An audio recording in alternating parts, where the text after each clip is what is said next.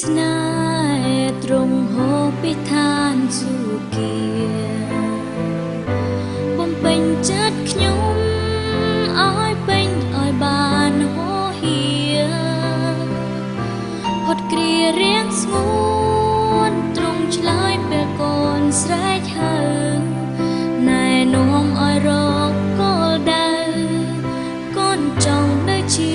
មួយទ្រង់ក្តីស្នេ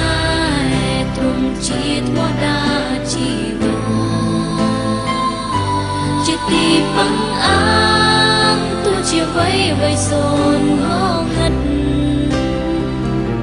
មិនចេះព្រួយប្រាយលោកីមិនអាចដល់ទេក្តីស្រឡាញ់ដែលស្ថិតស្ថេរកូនចង់នៅជាមួយទ្រង់ស្នេហ៍អស្ចារ្យទ្រង់ជាស្ដេចជាព្រះបុត្រាและในស្នេហ៍ទ្រង់បន្ទាបនួនមកបំរើពីទីពងខ្ពស់តែជាឆ្កាងលះបង់ទាំងអស់ដោយព្រោះក្តីស្នេហ៍ទ្រង់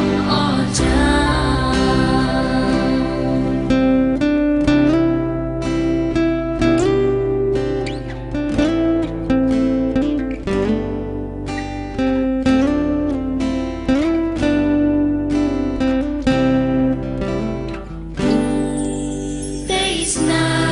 ហ៍ទ្រង់ហូរពីឋានសួគ៌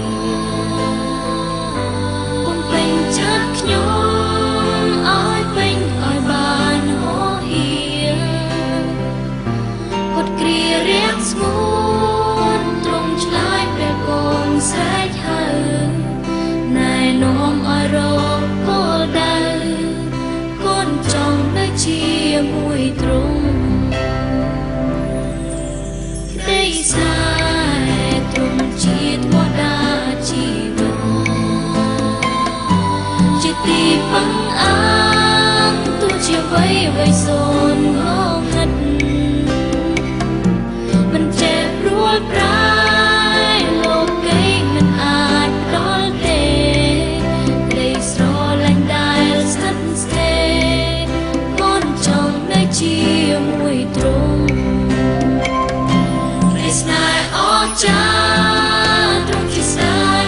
ជាព្រះបុត្រាและในស្នេហ៍ទ្រង់បន្ទាបនួនមកបំរើពីទី